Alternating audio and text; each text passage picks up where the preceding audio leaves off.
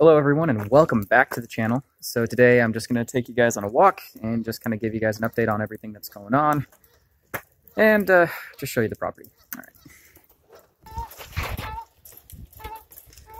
This is going to make it a little difficult. Oh, maybe not. So winter 2021, 2022, there was at least 4 feet of snow out here on the property. And had my work cut out for me as far as working on the house goes and just keeping everything functioning and going. I could not walk out here because my boots are not that big. I would literally be swimming in the snow.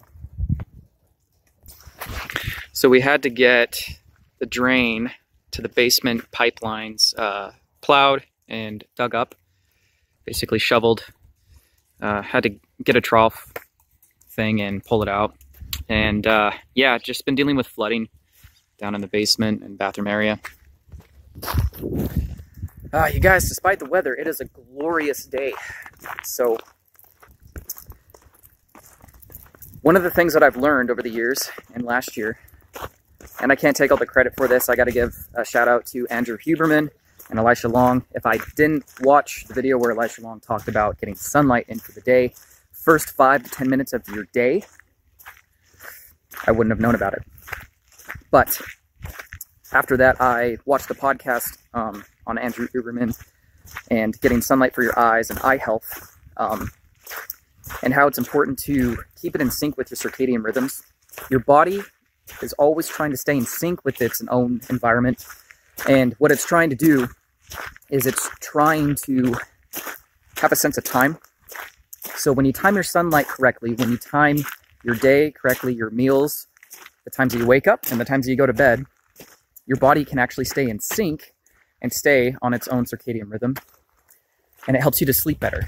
So sunlight helps you sleep better. I've talked about this in previous videos as well. Sunlight will help you sleep better because your body knows where it's at, the environment that it's at.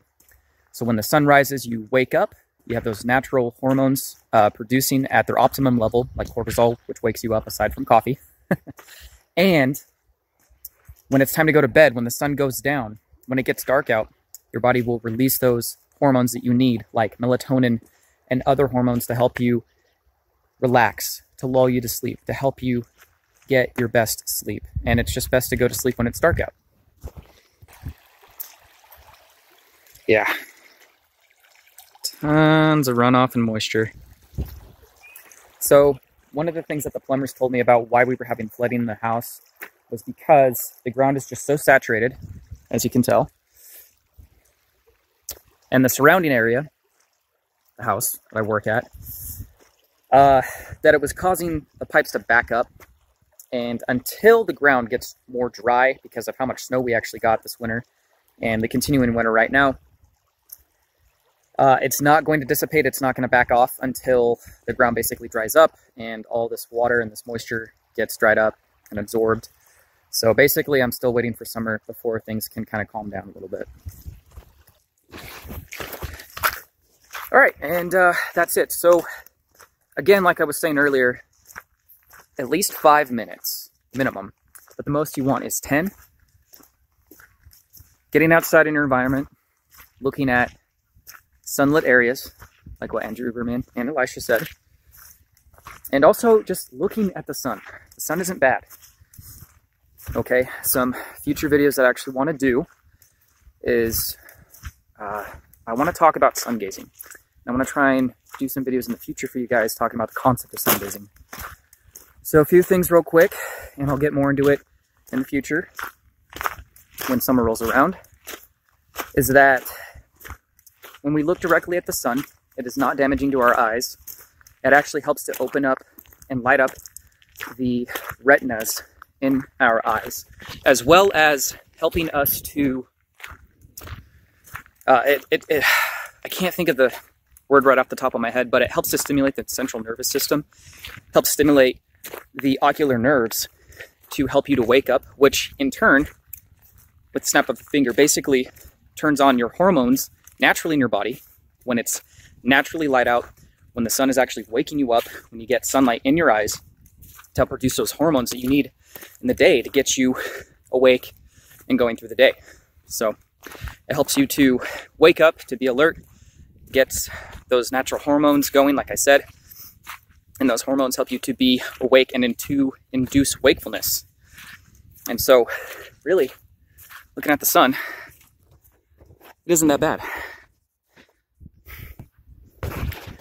Really what sunlight does for you guys is it can actually help your vision. It can help to not only help with the healthy hormone production, but it can actually help get more light into your eyes if you have problems with seeing. As blind as I am, between the contacts and glasses that I use, this is kind of an important therapy and a routine for me. So what I want to try and do more often, it's kind of hard because I live here and we have seasons. So the sun isn't always out. But when it is out, it is very important for me, if not detrimental, that I come out and I get natural sunlight in my eyes and looking out on the horizons, looking out in my environment. And that will help to improve my quality of eyesight for what I have right now. I'm not saying that it's going to improve it or even heal it, although I have other beliefs about that. But it is going to help save my eyes, have healthier eyes, and to reduce other risks of like things like glaucoma, cataracts, and deterioration of our sight or my sight. And this is very beneficial for most people, and I just don't think enough people are talking about it. So one thing I wanted to show you guys real quick. Typically, the sun isn't usually here. It's usually here at different seasons. What I've noticed is that the sun actually kind of moved from this point to this point during the fall and winter months, and it's actually had a shorter duration when it sets over here. But as we approach spring and summer, the sun's going to be coming out here. It's going to be more over here on this horizon here, and it's going to come all the way around, and it'll probably set between here and here in the general horizons. So that's just some attention to detail that I've noticed since I've lived out here and I've been out here in the sticks, and just noticing how the seasons change and move and grow.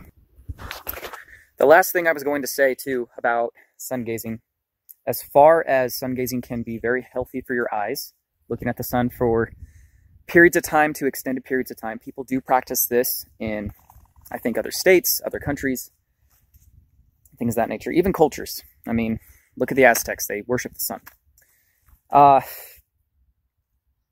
Those benefits are very important for an individual. But the other thing I wanted to say though too is that on a spiritual level, as far as what people say, when you look directly at the sun and you take in those couple minutes, even if you're looking at it for like 1 to 2 minutes, you can increase your duration, because the sun is hard to look at, to almost up to 5 to 10 minutes. It just takes time and it takes practice. But what people talked about on a spiritual level is that that sunlight pierces through your eyes, goes into your brain basically, and it decalcifies the pineal gland, as well as opening up the third eye chakra, which is obviously here in the center, if you believe in that sort of things. But I figured I would touch on it a little bit as I'm talking about environment, sunlight, sun gazing. So those are some beliefs that go in intact and in action with sun gazing. But yeah, in the future, I'm going to talk about sun gazing and hopefully use it as a therapy for the months that I have a lot of sunlight in the summer months. All right, everybody, that is it for the video. If you're just finding me on YouTube, don't forget to like, comment, and subscribe for more content. And I'll talk to you guys soon. Peace.